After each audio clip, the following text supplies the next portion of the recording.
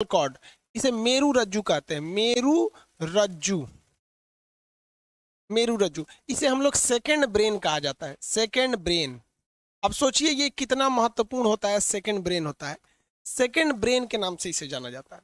ये काम क्या करता है? तो इसका मेन काम होता है रिफ्लेक्स एक्शन को कंट्रोल करना। ये अब आप में से कितने लोग, सबको बता दिए हड्डी में कि जो इस पीछे बैकबोन होता है, बैकबोन इसके बाहर का एक कवर होता है। इसके बाहर जो कवर होता है उस कवर को हम लोग क्या कहते हैं? बैकबोन कहते हैं। रीढ़ की हड्डी में यही स्पाइनल कॉर्ड गया रहता है। रीढ़ की हड्डी में जो होता है, स्पाइनल कॉर्ड को रक्षा देने का काम रीढ़ की हड्डी करती है, इसलिए रीढ़ की हड्डी को मेरुदंड कहते हैं। और उसके अंदर जो नस है, स्पाइनल कॉर्ड क्या एक तरह का नस है, तो नस रस्सी की तरह होता है, तो रस्सी को हम लोग क्या कहते हैं? मेरु रज्जु कहते हैं। रस्सी को क्या कहेंगे? रज्जु कहेंगे, मेरु रज्जु। किसी को कोई दिक्कत नहीं है? क्या कहेंगे? मेरु रज्जु के नाम से जानते हैं लोग। आगे बढ़ जाए, देखिए ध्यान से, मेरु रज्जु के नाम से जानते हैं इसे। ये रिफ्लेक्स एक्शन को कंट्रोल करता है। रिफ्लेक्स एक्शन क्या होता है? रिफ्लेक्स एक्शन, इसको हिंदी में हम लोग कहते हैं प्रतिवर्ती क्रिया। प्रतिवर्ती क्रिया, रिफ्लेक्स एक्शन वैसे रिएक्शन को कहा जाता है जो हमारे कंट्रोल में नहीं, अचानक हो जाता है। जैसे पलक झपकना, आपने कभी झपकाया है? पलक अपने से झपक जाता है। आंख कभी कभी फड़फड़ाने लगता है, जैसे फड़कने लगता है आंख, तो वो भी क्या है? एक रिफ्लेक्स एक्शन है। छींक आना एक रिफ्लेक्स एक्शन है। कभी नींद में चौंक जाना रिफ्लेक्स एक्शन है। तो ये सारी चीजों को कौन कंट्रोल करता है? हमारा स्पाइनल कॉर्ड। ये क्वेश्चन कई बार पूछा है, प्रतिवर्ती क्रियाओं को नियंत्रित करने का काम कौन करता है? तो प्रतिवर्ती क्रियाओं को नियंत्रित करने का काम स्पाइनल कॉर्ड करता है। कौन करेगा? स्पाइनल कॉर्ड करता है। किसी को कोई दिक्कत नहीं है? क्या हो गया? बफरिंग फिर कर रहे हैं। आगे देखिए, स्पाइनल कॉर्ड से यही क्वेश्चन पूछता है। सेकंड ब्रेन कहते हैं, इसे सेफ्टी देने का काम कौन करता है? बैकबोन करेगा। बैकबोन, बैकबोन यहाँ पर होता है। देखिए मेरे पूरा पीछे से यहाँ तक कमर तक आया रहेगा, स्पाइनल कॉर्ड रहता है। स्पाइनल कॉर्ड से और ब्रेन से कुछ नसें निकली रहती हैं, एक्स्ट्रा नसें निकली रहती हैं। ये जो होती हैं 31 जोड़ी होती हैं। कितनी नसें होती हैं? 31 जोड़ी, मतलब 31 इस साइड 31 इस साइड, तो 31 पेयर नसें निकली होती हैं स्पाइनल कॉर्ड से। तो ये एक अलग क्वेश्चन बनता है, वो अलग बताएंगे। तो स्पाइनल कॉर्ड का काम है रिफ्लेक्स एक्शन को कंट्रोल कर देना। रिफ्लेक्स एक्शन जब ही आता है ना, ऐसा छींक आता है, खांसी, खांसी तो अलग चीज हो जाता है।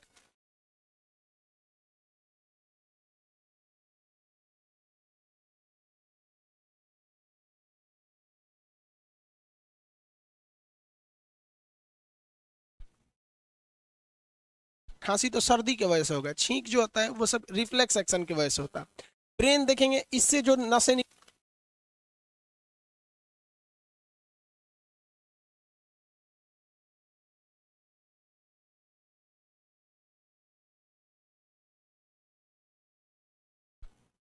रहती है, 12 जोड़ी निकली रहती है। मतलब 12 उस साइड 12 इस साइड, मतलब इसे ब्रेन है ना, तो 12 इस साइड 12 एक साइड। कहेगा कि टोटल ब्रेन से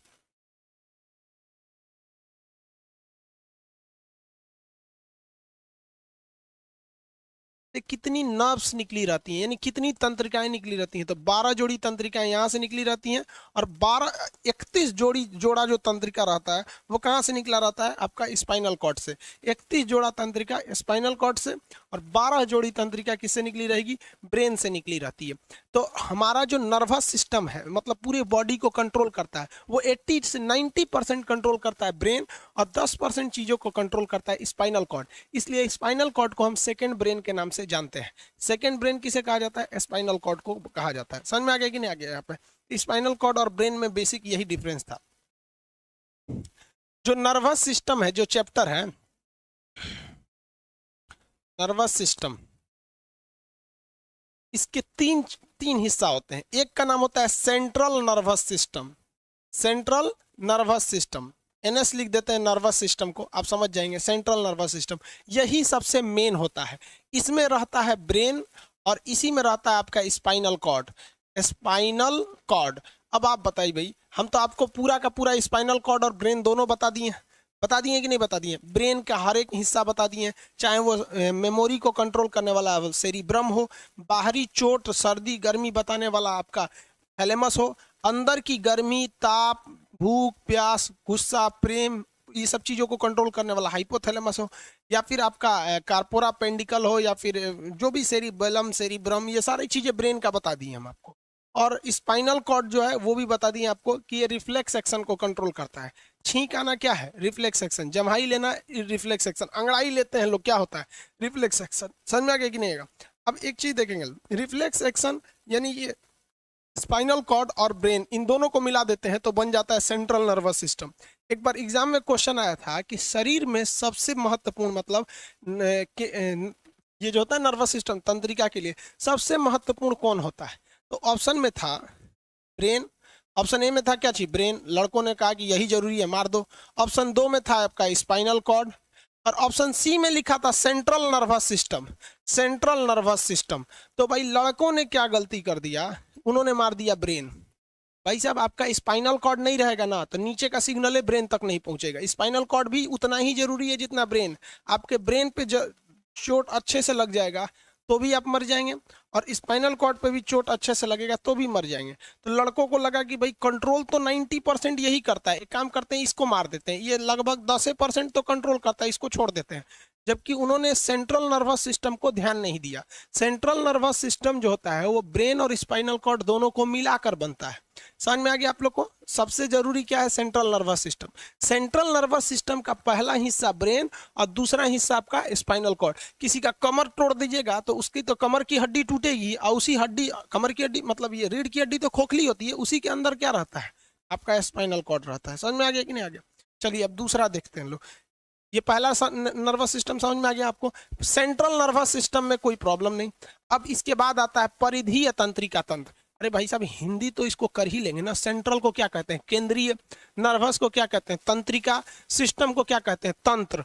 तो केंद्रीय तंत्रिका तंत्र। समझ में आ गया कि नहीं? केंद्रीय तंत्रिका तंत्र। अब देखते हैं peripheral. Peripheral peripheral nervous system. Peripheral nervous system का मतलब क्या होता है? बाहर बाहर। पेरिफेरल नर्वस सिस्टम का मतलब क्या होता है? बाहर बाहर। अभी कितने लोग बता सकते हैं मोदी जी ने कौन से एक ठो सड़क का उद्घाटन किया था 2-4 महीने पहले? Peripheral expressway. वो कहां पर है? कितने लोग बता सकते हैं? Peripheral expressway, western peripheral expressway. कितने लोग बता सकते हैं? जल्दी आंसर देंगे, देखिए कितने लोग बता सकते हैं।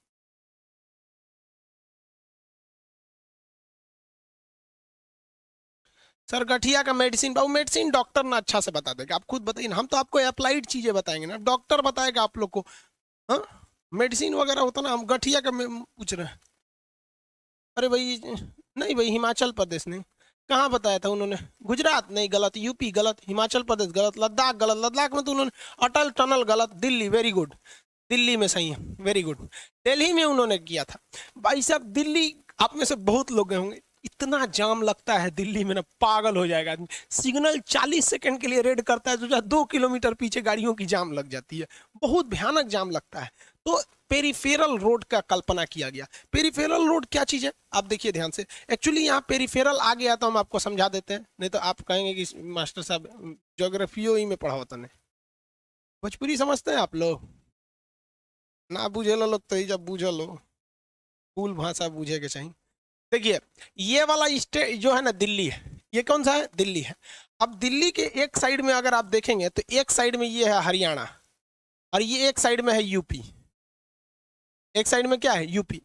अगर हरियाणा से यूपी आना है तो बीच में दिल्ली आ जाता था, अगर इस साइड से आएंगे तो दिल्ली क्रॉस करना पड़ता था। दिल्ली में भीषण जाम लगा रहता था, और दिल्ली बहुत बड़ा है, ये टाइप का भयानक दिल्ली है ऐसे। अब अगर इधर देखेंगे तो इधर हरियाणा है, दिल्ली के इस साइड हरियाणा, इधर यूपी, नीचे में राजस्थान। इधर राजस्थान है, इधर यूपी है। भाई सब इतना भयानक। अगर किसी को जाना है ना, अब भाई जितनी भी बड़ी सड़कें होती हैं वो बड़े शहर के पास होती हैं, तो राजस्थान के लोगों को यूपी आना होता था तो दिल्ली घुस के जाना पड़ता था। यूपी वालों को हरियाणा जाना पड़ता था तो दिल्ली पार करके जाना पड़ता है। सोच रहा 3 घंटा दिल्ली में बिता देता था सर। तो मोदी जी आए, कहें कि भाई एक चीज है, मोदी जी के जो मंत्री एक है नितिन गडकरी, उनका काम बहुत बेहतरीन होता है। मंत्रालय में वो बहुत जिम्मेदारी से काम करते हैं। सड़क परिवहन मंत्री, उन्होंने क्या किया, एक सड़क बनाया इस शेप में, ये देखिए पूरे दिल्ली को घुमा दिया यहाँ पर, और इससे लिंक निकाल दिया यहाँ पर। लो अगर किसी को हरियाणा से यूपी जाना है तो दिल्ली घुसबे नहीं करेगा, पेरीफेरल से चला जाएगा, पेरीफेरल से चला जाएगा। अब ये पेरीफेरल दो टाइप का, एक पूरब साइड में तो इसे ईस्ट पेरीफेरल कहा गया, और एक पश्चिम साइड में जिसे वेस्ट पेरीफेरल कहा गया, और दोनों को आपस में ज्वाइंट कर दिया गया, तो ये क्या हो जाता है, पेरीफेरल रोड हो जाते हैं। उसी तरह हमारी बॉडी में एक पेरीफेरल नर्वस सिस्टम है जो बाहर बाहर काम करता है। पेरीफेरल नर्वस सिस्टम कहाँ काम करता है, बाहर बाहर काम करता है। अगर आप ध्यान से पढ़े होंगे तो आप बता सकते हैं कि ब्रेन के बाहर बाहर कितनी नसें, कितनी नर्व्स यानी कितनी तंत्रिकाएं निकली रहती हैं। ब्रेन के बाहर बाहर कितनी तंत्रिकाएं निकली रहती हैं, आंसर दीजिए।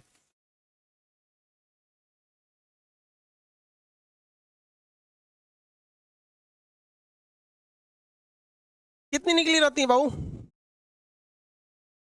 Very good, 12। अरे बाबू जोड़ा में होता है ना, जोड़ा में 12। तो देखिए भाई, ये जो पेरिफेरल नर्वस सिस्टम होता है, ये ब्रेन से निकलने वाली 12 जोड़ी नसें और स्पाइनल कॉर्ड से निकलने वाली 31 जोड़ी नसों से मिलकर बना होता है।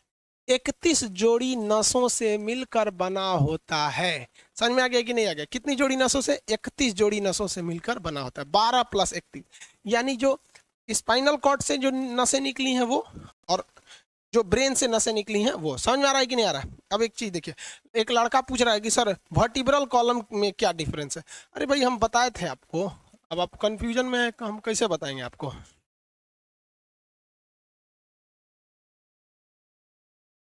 जब हम आपको ब्रेन वो पढ़ा रहे थे आपको हड्डियों के बारे में, तो आपको बैकबोन बताए थे, रीढ़ की हड्डी बताए थे कि नहीं बताए थे? तो ये रीढ़ की हड्डी देखिए, बैकबोन बता दिए थे आप लोग को, फिर भी पूछते हैं आप लोग। ये है आपका बैकबोन। यार नोटंकी करके रखे रहता है, आधा खुलेगा आधा नहीं खुलेगा।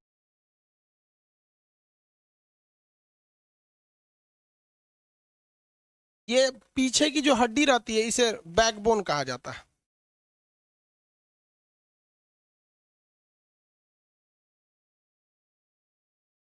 उस टाइम पे ध्यान से नहीं पढ़ा था सब, उस टाइम हम टोके भी थे, तो लोल सब उस समय नहीं पढ़ा था सब, इस टाइम चिल्लाएगा लोग।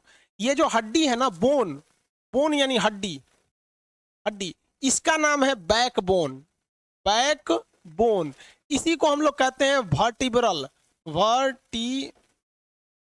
वर्टिब्रल कॉलम, इसी को हम लोग कहते हैं मेरुदंड,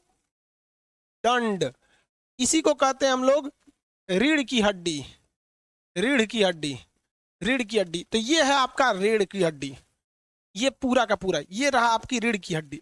और इस रीढ़ की हड्डी में जो नस गई हुई है, इसके अंदर से जो नस गई है, देखिए इसके अंदर अंदर जो नस है वो है आपका स्पाइनल कॉर्ड, स्पाइनल कॉर्ड, जिसे हम लोग कहते हैं मेरुदंड नहीं कहेंगे, उसे कहेंगे मेरु, यानी रीढ़ की हड्डी में रज्जू, रज्जू मतलब होता है रस्सी, रज्जू मतलब क्या होता है, रस्सी। तो मेरुदंड वो हड्डी है, रीढ़ की हड्डी है, उसके अंदर जो नस है, वायरिंग जो किया गया है वो क्या आपका मेरु रज्जू है। स्पष्ट हो गया आप लोग का? स्पाइनल कॉर्ड, स्पाइनल कॉर्ड और वर्टिब्रल कॉलम में अंतर समझ में आ गया आप लोग को? परिधीय तंत्रिका तंत्र यानी पेरिफेरल नर्वस सिस्टम, परिधीय तंत्रिका तंत्र यानी पेरिफेरल नर्वस सिस्टम से क्या निकली रहती है? 31 जोड़ी नसें यहाँ से, 31 जोड़ी नसें किससे निकली रहती हैं? सब स्पाइनल कॉर्ड से, 31 जोड़ी स्पाइनल कॉर्ड से और 12 जोड़ी ब्रेन से, उन्हीं को मिला देते हैं तो ये बन जाता है। अब एक बात समझिए, हमारी बॉडी को मेन कंट्रोलिंग का काम कौन करता है? ब्रेन करता है। इस चीज को ध्यान से देखिएगा, अक्सर आपके साथ होता होगा। हमारी बॉडी का मेन कंट्रोल किसके पास है? मेन कंट्रोल जो है वो 90% रखे हुए ब्रेन। और जब से हम पैदा हुए हैं तब से हमारी बॉडी को कंट्रोल करने का काम कौन करता है? ब्रेन ही कंट्रोल करता है, दूसरा कोई हमें कंट्रोल नहीं करता है। तो मेन कंट्रोलिंग का काम कौन करेगा? ब्रेन करता है। उसके बाद ये रहा स्पाइनल कॉर्ड। अगर ब्रेन बिजी है, अगर कभी ब्रेन बिजी रहता है या कहीं दूसरे डायरेक्शन में रहता है, तो अपने टोटल बॉडी का कंट्रोल वो किसको दे देता है? स्पाइनल कॉर्ड को दे देता है। लेकिन मेन कंट्रोलिंग का काम जब भी करता है तो वो ब्रेन करता है। कभी कभी हम किसी दूसरे के ख्याल में खोए रहते हैं या कभी टेंशन में रहते हैं या कुछ सोच रहे होते हैं, तो ब्रेन पूरी तरह से उधर ही है। ब्रेन ने अपना बॉडी का कंट्रोल किसे हैंडओवर कर रखा है? स्पाइनल कॉर्ड को हैंडओवर करके रख दिया है। जैसे डीएम साहब नहीं रहते हैं तो एडीएम को हैंडओवर करके दे देते हैं।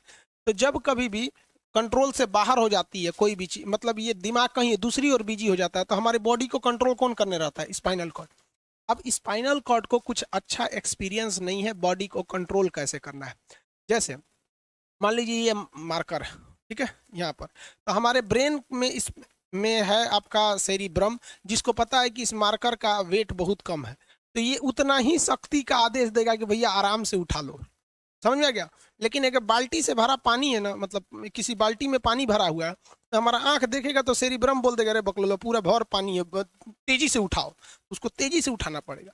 लेकिन ये सब चीजें स्पाइनल कॉर्ड को नहीं पता है, तो ब्रेन कहीं बिजी होता है तो पूरे बॉडी को कंट्रोल करने की जिम्मेदारी कौन ले लिया? Spinal cord. अब आप बताइए स्पाइनल कॉर्ड से कितनी नसें निकली रहती हैं? 31 इस साइड निकली हैं और 31 इस साइड निकली हैं।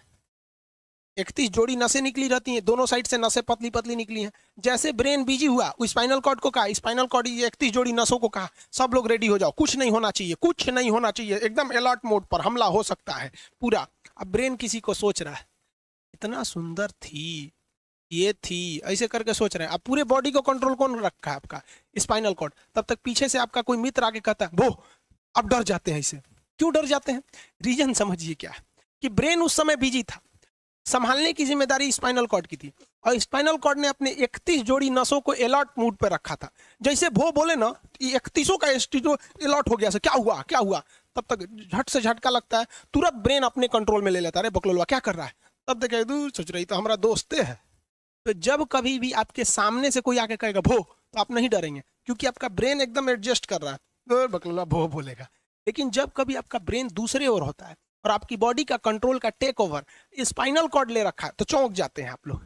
क्या होता है? चौंक जाते हैं। ये चौंकाने का काम कौन करता है? 31 जोड़ी नसें करती हैं, और ये 31 जोड़ी नसों को मिलाकर और ये 12 जोड़ी नसों को मिलाकर क्या बनता है? परिधीय तंत्रिका तंत्र। क्या बनता है? परिधीय तंत्रिका तंत्र। क्वेश्चन यहीं से आते हैं। एक अलग होता है आपका स्वायत्त तंत्रिका तंत्र, ऑटोनोमस नर्वस सिस्टम, वो फ्री रहता है, उस पर किसी का मर्जी नहीं चलता है, वो फ्री काम करता है, उस पर आपका भी कंट्रोल नहीं रहता है। अब खुद सोचिए ना, हमारा शरीर है, उस पर ना हमारा कंट्रोल है, ना ब्रेन का कंट्रोल है, ना स्पाइन, किसी का कंट्रोल नहीं है, इसलिए उसे कहते हैं autonomous. Autonomous nervous system, Hindi में क्या कहते हैं? स्वायत्त। स्वायत्त मतलब होता है फ्री, स्वायत्त तंत्रिका तंत्र, इस पे किसी का कंट्रोल नहीं रहता। आप अगर एग्जाम के हिसाब से तैयारी कर रहे हैं ना, तो आपके लिए इतना बहुत है, यही इसी दो से क्वेश्चन आते हैं। और रियल में तो लड़का ब्रेन पढ़ के चल जाता है, कहता है ब्रेन पढ़ लिए, तंत्रिका तंत्र खत्म हो गया। अरे अब भाई साहब, तंत्रिका तंत्र तो 3 टाइप का होता है, इसमें से पहला टाइप सेंट्रल नर्वस सिस्टम का पहला हिस्सा होता है ब्रेन, उसके बाद में स्पाइनल कॉर्ड आता है। तो लड़का यही पढ़ के कहता है नर्वस सिस्टम खत्म हो गया। अभी कहाँ खत्म हुआ है भाई, अभी तो नसें बची हुई हैं। यहां तक में किसी को दिक्कत है तो कमेंट करके बताइए। आदित्य भगत जी, सर चैप्टर का क्वेश्चन दिला दीजिएगा, नवंबर में मिलेगा क्वेश्चन।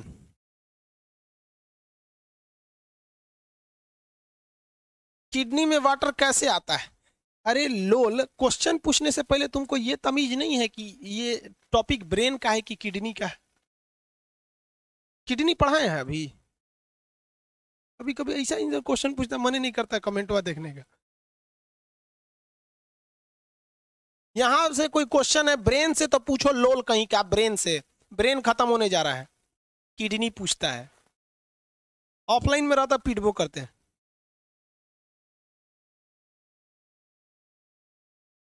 नो डाउट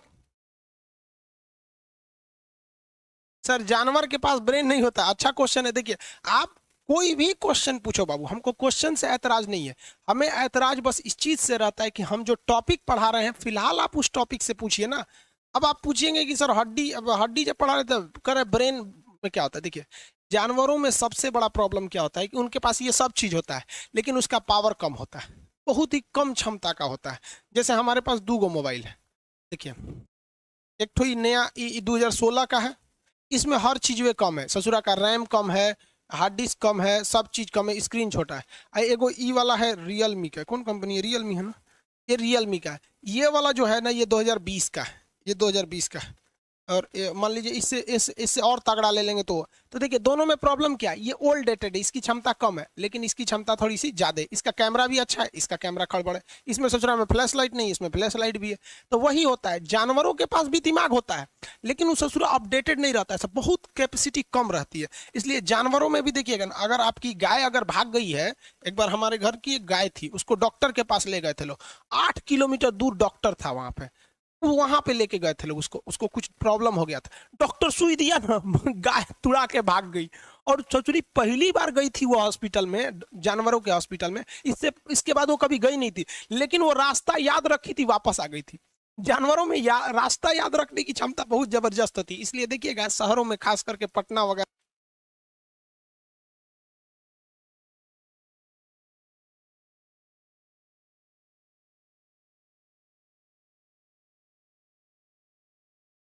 में, दिल्ली वगैरह में, तो लोग गाय को पालते हैं और इतना तकलीफ लगती है कि उसे सड़क पर छोड़ देते हैं, वो बेचारी प्लास्टिक खा के मर जाती है, लेकिन इतनी वफादार होती है कि दिन में घूम फिर के आती है और शाम को अपने मालिक के पास आ जाती है, और वो बेचारा दूध दूह लेता है, वहीं चली जाती है। तो जानवरों के पास भी सेरिब्रम होता है, स्पाइनल कॉर्ड होता है, सब कुछ होता है। जानवरों के पास भी पटाखा फोड़िएगा तो वो भी चौंक जाती है सब, भैंस तो तुरा जाती है सब, तो सब होता है, लेकिन उनकी कैपेसिटी इतना कम रहती है ना कि वो ज्यादा देर तक याद नहीं रख पाती है। लेकिन कुछ जानवरों की कैपेसिटी बड़ी रहती है तो वो पालतू कहलाते हैं। और अच्छा, जैसे कुत्ता का कैपेसिटी अच्छा खासा होता है, चिंपैंजी का तो मानव से मिलता जुलता रहता है, बंदर का आप कभी जाइएगा ना, हम आपको बताते हैं, बिहार में राजगीर जहाँ महात्मा बुद्ध ने बुद्ध के लिए प्रसिद्ध है, शांति स्तूप है, वहां बंदरों को देखिएगा ना, आपके हाथ से ना वो खींच लेते हैं सब पेप्सी या कोल्ड ड्रिंक, और खोल के आदमी की तरह पी जाते हैं सब, उनकी याददाश्त अच्छी है, वो दूसरे को देख के कर लेते हैं। तो जानवर भी होते हैं सब, आप कभी जाइए कहीं पे भी, अगर बहुत सारे जानवर मिलते हैं सब, बंदर वगैरह तो बहुत ज्यादा फ्रेंडली होते हैं सब। तो ये समझ में आ रहा है। अब हम ये समझाते हैं आपको ऑटोनॉमस नर्वस सिस्टम। यहाँ तक में किसी को दिक्कत है? चलिए बाबू, यहाँ पे किसको दिक्कत हो रहा है, एक सेकंड देख लेते हैं बाबू।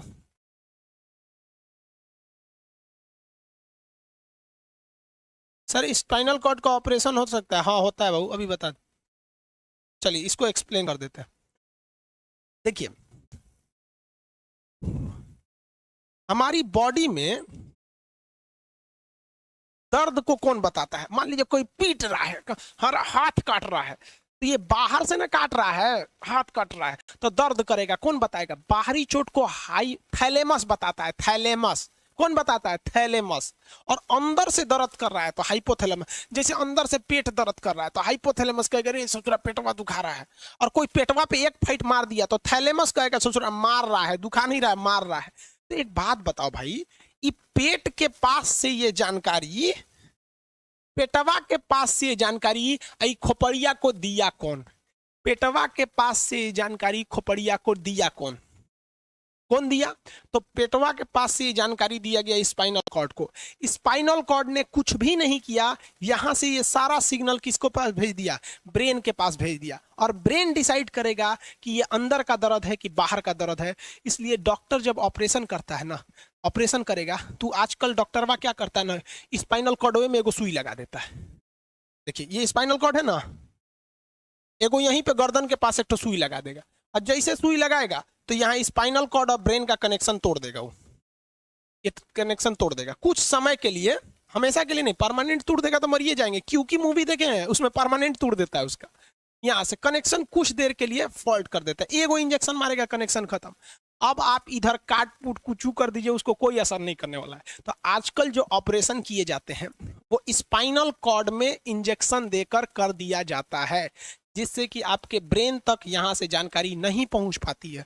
इसलिए आप देख रहे हैं कि ब्रेन सही है लेकिन ब्रेन के लिए जरूरी स्पाइनल कॉर्ड है। तो आज जो भी ऑपरेशन किए जाते हैं, आज जो डिलीवरी का ऑपरेशन होता है ना बच्चे के लिए, तो कोई महिला गर्भवती है तो होश में रहती है, बतियाते होती रहती है, और यहाँ से काट दिया, उसके चीर के सामने बच्चा निकाल के दिखा देगा, लेगो जो जो रोएगा वहां पर सही हो गई, वहां पर फिर 6-7 घंटे बाद ये सही हो जाता है। हालांकि पहले तो इसके लिए एनेस्थीसिया और ईथर का प्रयोग करते थे। समझ में आ रहा है कि नहीं? स्पाइनल कॉर्ड को बेहोश करने के लिए। आगे बढ़े।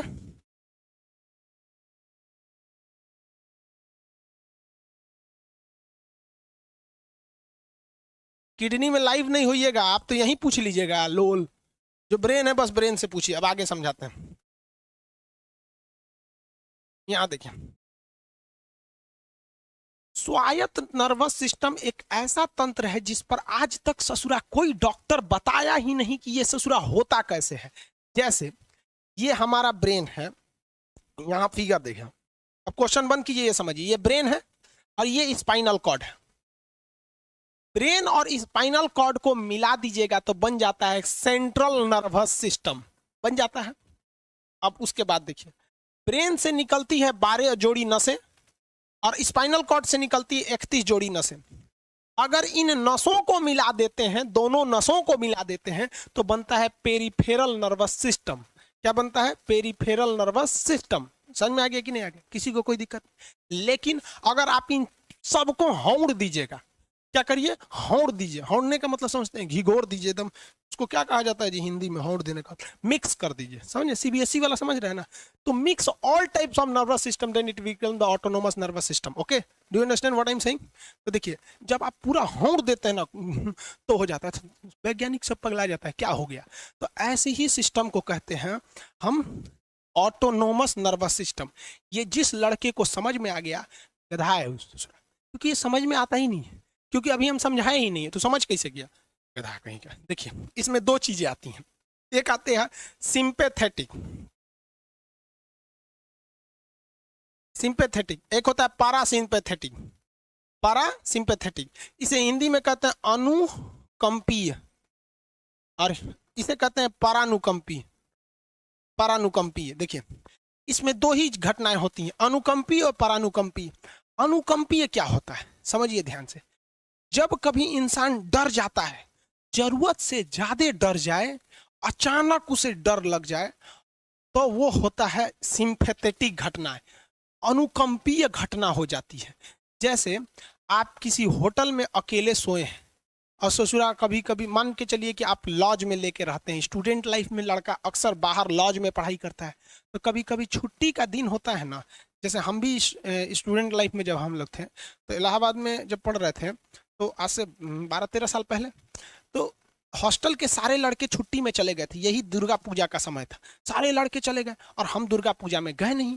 और पूरे हॉस्टल के कैंपस में, अब वही सरकारी हॉस्टल बहुत बड़ा होता है, अकेले हम ही थे।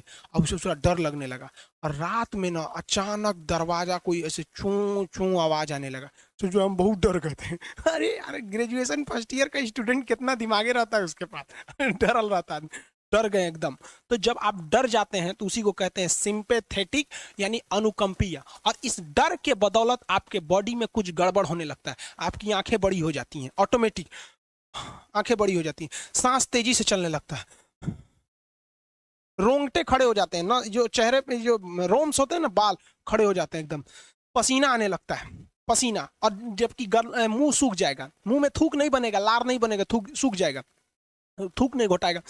ससुरा कौनची हो गया रे, ये चो चो कौनची बोल रहा है 2 बजे रहती है, कौन आ रहा है? उसी में घुंघरू घुंघरू की आवाज सुनाई दे देगी, छम छम। कोई बोलेगा तुम मेरे पिछले जन्म के प्रेम हो, मैं तुम्हें लेने आई हूँ। अच्छा एक चीज देखें, भूत हमेशा महिलाएं बनती हैं, पुरुष भूत बनता है जी? वो तो इसी जन्म में भूत है, उसको क्या अगले जन्म में भूत थोड़े बनाएंगे? समझिए, अच्छी डर लगने लगेगा। तो ऐसी घटनाओं को सिंपैथेटिक कहते हैं। हमको मेन कारण क्या था? सोच रहा डर लगा, लेकिन इस डर लगने से अखिया काहे चौड़ा हो गया, मुंह सूख गया, पसीना आने लगा, रोंगटे खड़े हो गए, शरीर कांपने लगता है। ज्यादा डर जाएंगे तो पैंटे में मूत देते हैं लोग। मूत देने का मतलब समझते हैं? Urine in the pant is known as मूत देना है, बिहारी लैंग्वेज। समझ में आ गया कि नहीं? तो पैंटे में पेशाब कर देता है वहां पे। तो इस सारी घटनाओं को कहा जाता है अनुकंपी यानी सिंपैथेटिक। ये कौन कर रहा है पता ही नहीं चलता है, ब्रेन कर रहा है कि स्पाइनल कॉर्ड कर रहा है, कि ब्रेन से निकलने वाली 12 नसें कर रही हैं, कि स्पाइनल कॉर्ड से निकलने वाली 31 नसें कर रही हैं, किसी को नहीं पता, सब अपने में गड़बड़ हो जाती हैं। सब इतना भयानक डर जाएंगे ना, ब्रेन, सेरिबेरम, मेडुला ऑब्लंगाटा, ये जितनी स्पाइनल कॉर्ड है सब पगला जाएंगे। सर क्या हो गया? अरे भाई कौन भूत उतारा है क्या? तो ऐसी घटनाओं को ऑटोनोमस, ऑटोमेटिक हो जा रहा है, ऑटोनोमस नर्वस सिस्टम। क्या हो रहा है? अनुकंपीय, समझ में नहीं आता है, हाथ पर कांपने लगता है एकदम। और दरवाजा कोई खटखटाएगा, खोलो, तुम्हें मैं लेने आई हूँ, यमराज की भतीजी हूं मैं। अरे ससुरा, खोलिएगा उसको तो कहेंगे दूर ससुरी तो हमरी वाली है रे। तब आपका मन एकदम हरिहर आ जाएगा, आहा हमरी वाली आई है मिलने के लिए।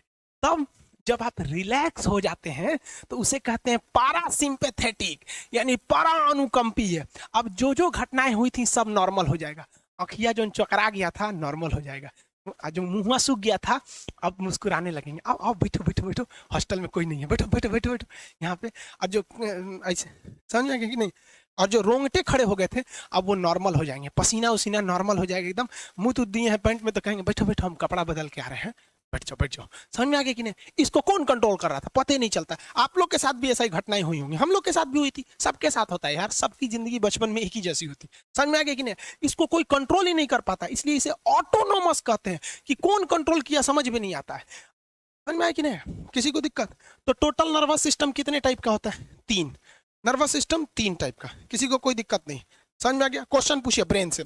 अब ब्रेन आपका कंप्लीटली खत्म होने जा रहा है, 95% ब्रेन का टॉपिक खत्म हो गया। अब केवल नर्व्स बच गई, motor nerve, sensory nerve, mix nerves. समझ में आ गया कि नहीं आ गया? चलिए फटाफट आंसर देंगे लोग। किसी को प्रॉब्लम है तो, डाउट है तो पूछिए, डाउट पूछिए। हम इधर डैशबोर्ड पे आपका देख रहे हैं डाउट, फटाफट डाउट पूछिए।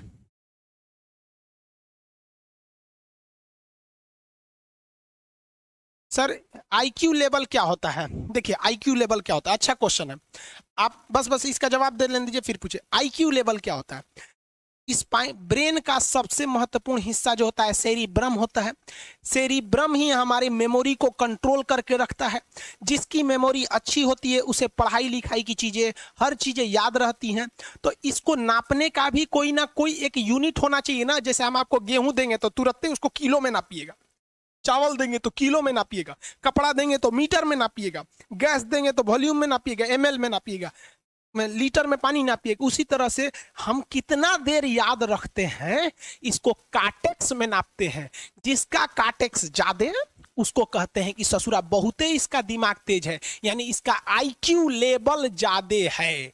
और जिसका काटेक्स यानी याद रखने की क्षमता कम है उसे कहते हैं कि इसका काटेक्स कम है, यानी आईक्यू लेवल इसका कम है। समझ में आ गया कि नहीं आ गया? किसी को दिक्कत? अब हम आपको एग्जांपल देते हैं। आपकी लाइफ में बहुत सारे टीचर आए होंगे। कुछ टीचर आपको नोट्स खोल के पढ़ाते हैं। कोनो किताब उताब नहीं है जी? हाँ, कोनो किताबें ना है, एक खाता बुक वे देना यहाँ, इसी को समझा देते। देख एक हिसाब किताब वाला किताब है, दिवाली के समय हिसाब किताब फाइनल होता है ना सबका, सैलरी उलरी का। तो कुछ टीचर को देखिएगा ना तो ऐसे एक किताब लेके रखे रहेंगे लोग और इसी में देख के पढ़ा देंगे। बाबू देखो नर्वस सिस्टम का 2 पार्ट होता है, 2 ना 3 होता है। नर्वस सिस्टम का 3 पार्ट होता है। ऐसे लोगों का मतलब, ये खाता बुक रख दो भाई, इसका हिसाब दिवाली में हो जाएगा। तो ये ऐसे लोगों का इस आईक्यू लेवल कम है। लेकिन कुछ लोगों को देखेंगे आप, उनको किताब उताब से मतलब नहीं होता। जैसे आप इलाहाबाद यूनिवर्सिटी कभी जाइए तो देखिए, या बड़े टीचर आईआईटी वगैरह जाएंगे, बहुत एकदम टीचर आते हैं आराम से, कोई नोट सोट्स कुछ नहीं, आया पढ़ा रहा है चालू किया एकदम मस्त इंजॉय करके चला गया। तो इनका आईक्यू लेवल ज्यादा होता है। आईक्यू लेवल बढ़ाने के लिए हम आपको बताए भी थे, दिमागीन खाइए अच्छा रहता है, एक ही तरह की सोच मत सोचिए अच्छा रहता है। समझा गया? प्यार वगैरह के चक्कर में मत रहिए, अच्छा होता है। देखिए प्यार मोहब्बत आपको हो ही जाता है, ये उम्र की गलती है। लेकिन सही क्या है कि आपके अंदर एक समझदारी रहनी चाहिए कि भाई साहब ये उम्र की गलती है तो इसे गलती भरी स्वीकार कीजिए। अपने आप को जीवन साथी बनाने की कोशिश मत करिए। बस ये एक समाज के लिए गलत है, हमारी संस्कृति के लिए नहीं है, तो आप करते हैं तो छुप के ही रहिए। एक इस लेवल के रखिए कि भाई हमारी लाइफ अलग है, तुम्हारी लाइफ अलग है, तुम टेम्पोररी आए हो, नहीं तो इसमें चल जाओगे। लेकिन अगर ये प्रेम मोहब्बत में पड़ेंगे तो हाइपोथैलेमस एक्टिव होगा, पूरा नर्वस सिस्टम को चौपट कर देगा। समझ में आ गया कि नहीं आईक्यू लेवल क्या होता है? अब आप बताएंगे आईक्यू लेवल किसका अच्छा है? आईक्यू लेवल कैसे बढ़ाएंगे? तो याद रखिए आईक्यू लेवल बढ़ाने के लिए सोने से पहले का आधा घंटा बहुत जरूरी होता है। सोने से पहले आधे घंटे दिन भर में जितना काम किए हैं उसको सुबह से रात तक देखते रहिए। एक बार रिवाइज मारिए कि सुबह उठे थे, ये किए थे, इसके बाद पढ़े थे, क्या क्या पढ़े थे। खान सर ये पढ़ाए थे, आप कहीं मैथ पढ़े होंगे, उसको सोचिए मैथ में क्या पढ़ाया गया था, खटाखट खटाखट। आपको सोचना ही है ना, सोचने में कितना टाइम लगता है, खटाखट। तो अगर इसको रिवाइज करते रहेंगे, गिन के 42 दिन में आपका आईक्यू लेवल तेज हो जाएगा। फिर आप कहेंगे कि सर जी हमरो बिना किताब का याद हो गया। और अगर यही खत्म हो जाएगा तो क्या कहिएगा, आपका भी आईक्यू लेवल गिर जाएगा। आगे क्वेश्चन पूछिए। सपना कैसे आता है? ये ब्रेन की वजह से आता है। पके नहीं रहेंगे ना, नींद अच्छी नहीं रहेगी तो सपना आने लगेगा, क्योंकि ब्रेन कभी रेस्ट नहीं करता है।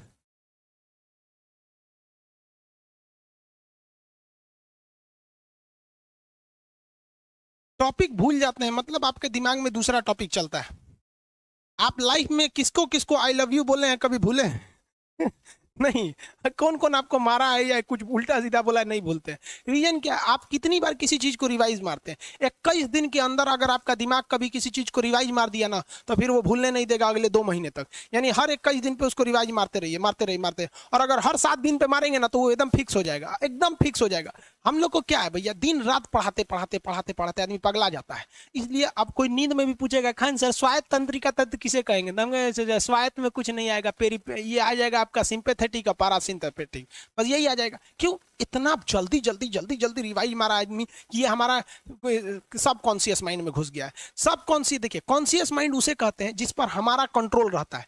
जैसे हमसे कोई पूछेगा कि आप ही अगर पूछेंगे कि खान सर जो 1 हफ्ता क्लास नहीं लिए थे कहाँ थे, तो हम सोचने लगेंगे ये स्टूडेंट है, इससे हर बात क्या बताएगा आदमी कि किस डॉक्टर के पास थे, कहाँ गए थे। नॉर्मल बोल देंगे बाबू थोड़ा सा मेडिकल हेल्थ इशू था इसलिए चले गए। लेकिन अगर मम्मी पापा पूछेंगे तो उनसे हर चीज बताएंगे।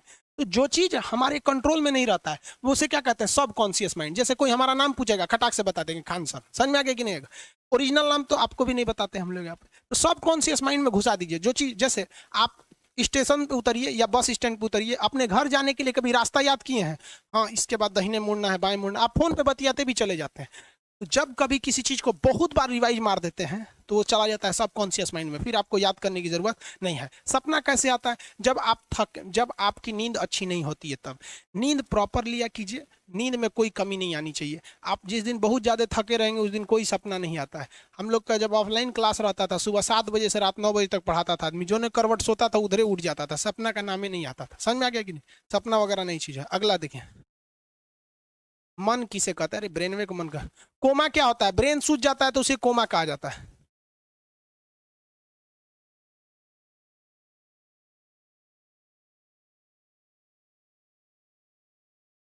आगे देखा,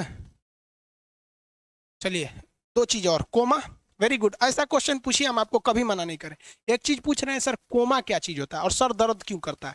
जब भी आपके बॉडी में ऑक्सीजन की कमी आएगी वो चीज दर्द करने लगेगा। जैसे आप दौड़ेंगे तो आप सांस ज्यादा नहीं ले पाते, ऐसे लेते हैं तो बॉडी में सांस नहीं पहुंच पाता और हाथ पैर में आपके लैक्टिक एसिड जम जाता है जिसलिए दर्द करने लगता है। तो जब कभी भी मेहनत करने लगेंगे या फिर दब हो जाएगा तो ब्रेन दर्द करने लगता है। दूसरा कोमा क्या होता है, ब्रेन हमेशा वर्किंग करते रहता है। अगर वो रेस्ट में चला गया तो उसी को कोमा कहते हैं।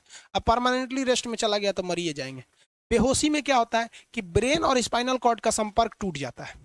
ब्रेन और स्पाइनल कॉर्ड का संपर्क टूट जाता है तो उसी को क्या कहते हैं, बेहोश हो गया है। पानी उनी छिड़केंगे ना तो स्पाइनल कॉर्ड में उसमें संपर्क जुट जाएगा। लेकिन ब्रेन और स्पाइनल कॉर्ड काम ही नहीं कर रहे हैं तो कोमा में चले गए।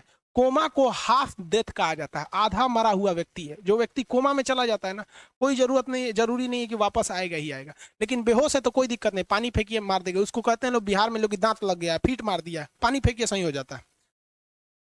अगला अगला,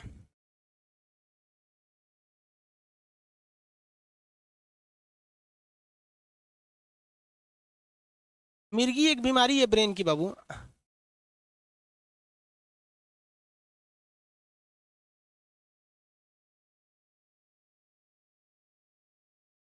आगे बढ़ जाए, न्यूटन न्यूटन ये सब बहुत विद्वान था सब बाबू। आगे बढ़ जाते हैं, चलिए इतना समझ में आ गया आप लोग को, इसमें किसी को कोई दिक्कत नहीं। नेक्स्ट टॉपिक, नेक्स्ट चीज बता देते हैं आपको। कितना टाइम बचा है भाई, चलिए टाइम है अभी 5 मिनट। यहाँ देखिए, हमारे शरीर में बहुत सारी नसें रहती हैं जिसे हम लोग 2 तरह के, एक होता है मोटर नर्व्स, एक होता है सेंसरी नर्व, सेंसरी नर्व्स, एक होता है मिक्स नर्व, मिक्स नर्व्स। ये बहुत कम पाया जाता है। ये क्या करता है मोटर नर्व्स, देखिए ये ऑर्डर लेके आता है, ऑर्डर देता है। ये किससे, ब्रेन से ऑर्डर देता है, किसको, बॉडी को, बॉडी को ये ऑर्डर देता है। और सेंसरी नर्व्स क्या होते हैं सब, ये ऑर्डर को रिसीव करते हैं सर। ये क्या करते हैं सर, सेंड। ये देखिए, जैसे मान लीजिए यहाँ कोई मच्छर काट रहा है, यहाँ क्या कर रहा है, मच्छर काट रहा है। तो सोच रहा ब्रेन को कैसे पता चलेगा मच्छर काट रहा है, या पिछवा मच्छर काटता है तो बिना देख ले आप जान जाते हैं मच्छर काट रहा है। जैसे पढ़ रहे हैं अचानक से इसे मारते हैं, देखने गए थे मच्छर है, लेकिन आप जान जाते हैं सोच रहे मच्छर काट रहा है। कहीं नहीं कहते हैं कि सांप काट रहा है क्या, नहीं। क्योंकि ये सेंसरी नर्व है, ये सेंस करने का काम करता है। इसको पता है कि मच्छर काटने का दर्द कैसा होता है, तो ये सेंस करेगा। जैसे जैसे मान लीजिए यहाँ मच्छर काटा ना, तुरंत मैसेज भेज देगा किसको, ब्रेन को। यानी ये बॉडी से कहाँ मैसेज भेजता है, ब्रेन को। ब्रेन को कहता है, बॉडी से किसको भेजेगा, ब्रेन को, कि देखिए तो कौन सी चुभ रहा है। तो ब्रेनवा का जो सेरिब्रम है वो करा तो याद है कि मच्छर चुभ रहा है, तो ब्रेन को पता चलेगा सोचा मच्छर चुभ रहा है। तो ब्रेन ऑर्डर देगा किससे, मोटर नर्व से। ब्रेन किसको ऑर्डर देगा, बॉडी को, हाथ को कहेगा मार। तो जैसे इधर से मच्छर काटा, सेंस करेगा सेंसरी नर्व्स, सेंस करेगा सेंसरी नर्व, तुरंत मैसेज भेजेगा ब्रेन को। अब ब्रेन कहेगा, ऑर्डर देगा हाथ को मार। तो देखेंगे तो मर जाएगा, कहाँ मारेंगे, क्योंकि दूध तरीके मच्छरवा का यहाँ फोटोकॉपी हो गया, मच्छरवा कहाँ गया, तो आदमी खोजता है कहाँ गया, अब फिर मार देता है, ससुरा काट रहा था हमको यहाँ पर। समझ में आ गया, यही दोनों मेन होते हैं, ये मेन होते हैं, समझ में आ गया। जैसे सीधी सी बात, मान लीजिए आपको कोई पीछे से ऐसे मार दिया, ऐसे मार दिया, तुरंत सेंस ऑर्गन कहेगा, सॉरी सेंस करेगा, सेंसरी क्या करेगा, सेंस करेगा, कहेगा कौन मारा है, तो ब्रेन पीछे देखेगा, कहेगा अरे यार तुम है, इधर आओ, इधर आओ। समझ गया। और वही पता चला कोनो जान पहचान का नहीं है, तुरंत ब्रेन ऑर्डर देगा किससे, मोटर नर्व से, जिसको हम जानते भी नहीं, एक तमाचा धो देंगे उसको, काहे मारा रे। समझ में आ गया कि नहीं आ गया, किसी को दिक्कत। तो बॉडी से ब्रेन में सेंस कराता है सेंस ऑर्गन, और ऑर्डर देता है मोटर नर्व। फालिज मारना सुने, किसी को फालिज मार दिया, सोच वहां का सेंसरी नर्व से खत्म हो जाता है, सेंस से नहीं रह जाता है, तो एंगल लेके घूमता है ऐसे, कौन ची हो गई लो, बाबा के फालिज मार दे लो, मतलब वहां का सेंसरी नर्व्स काम करना छोड़ दिया है, सेंसरी नर्व्स काम करना छोड़ दिया। बुढ़ौती में ही बहुत होता है। अब बताइए, यहाँ पर कहीं मान लीजिए नाखून है, आप नेल कटर से काट रहे हैं, कहीं ज्यादा बकोट लिया हचाक से, तो यहाँ का सेंसरी नर्व कहेगा रे बकलोलवा ज्यादा काट दिया यहाँ पे, तो ये ऑर्डर देगा नेल कटर हटा हटा हटा। कभी देखे हैं कैसे छुरा घोंप रहे हैं और घोंपते जा रहे हैं, घोंपते जा रहे हैं, नहीं, जैसे घोंपेंगे तो सेंसरी सेंस करने के लिए भेज देगा कि देख बकलोलवा अपने को घोंप रहा है, तो ऑर्डर देगा ना, अपने को नहीं ना घोंपा जाता है, दूसरे को घोंप दो। समझ में आ गया, किसी को दिक्कत। ये क्या करता है, brain to body, brain to body motor nerves, brain to body motor nerve, sense करेगा सेंसरी, किसको भेजेगा, ब्रेन को। समझ में आ गया कि नहीं। ऐसे सुना मिक्स नर्व्स तो दोनों काम करता है, मिक्स नर्व्स क्या करता है, दोनों काम करता है, ले आने ले जाने दोनों का काम करता है। जब कभी भी इसमें गड़बड़ी आ जाए, इसमें गड़बड़ी आ जाए या इसमें गड़बड़ी आ जाए, तो भगवान एगो सेफ्टी के लिए दिया है, ये दोनों का काम कर देता है, इसलिए नाम है इसका मिक्स नर्व्स। क्या नाम है, मिक्स नर्व्स। ब्रेन खत्म, मिक्स नर्व्स खत्म हो गया। ब्रेन हेमरेज क्या होता है बाबू, ब्रेन हेमरेज होता है, ब्रेन में ना बहुत छोटी छोटी नसें होती हैं, बहुत पतली पतली नसें, वो नसें फट जाती हैं, उसी को क्या कहते हैं, हेमरेज कहते हैं। हेमरेज का मतलब होता है एक चीज का दूसरे चीज में आके टच हो जाना, तो नसें बहुत पतली होती हैं, फूल के दूसरे में टच होती हैं, जिससे रगड़ के कारण फट जाती है, तो उसी को कहते हैं ब्रेन हेमरेज, और व्यक्ति की मौत हो जाती है। ब्रेन में कैंसर हो ही नहीं पाता है, ट्यूमर होता है और व्यक्ति की मौत हो जाती है। अल्जाइमर, मेनिंजाइटिस, ट्यूमर, कैंसर, ये बीमारी का चैप्टर है, हम वहां बता देंगे। बेसिकली आप जो पूछ रहे हैं वो ठीक है, क्योंकि ये ब्रेन से ही रिलेटेड बीमारियां हैं सब। समझ में आ गया कि नहीं आ गया, किसी को दिक्कत। यहाँ मारे, यहाँ चोट लगा, कौन बताया कि चोट लगा, सेंसरी, ये ऑर्डर दे दिया है खान साहब उतना तेज मत मारिए, अपने को चोट लग रहा है, किसी को दिक्कत नहीं। अगला